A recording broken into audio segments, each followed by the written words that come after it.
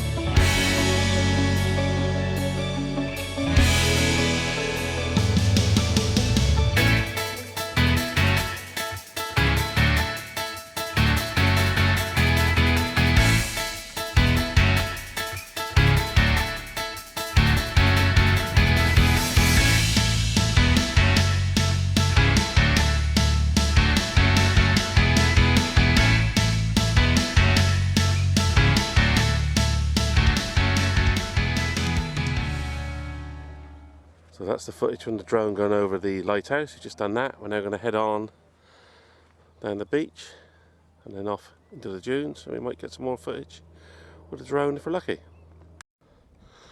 Okay, well, in front of me is the shipwreck of the SS Nornan. I think it's Nornan. Anyway, this is going to be the last place we fly the drone today. There's the drone on the beach, and we're going to fly in over the shipwreck there. So we've come from all the way over that way. So the drone will be up in the air in a minute and it'll be on its way. So hopefully we'll get some nice footage of the shipwreck there.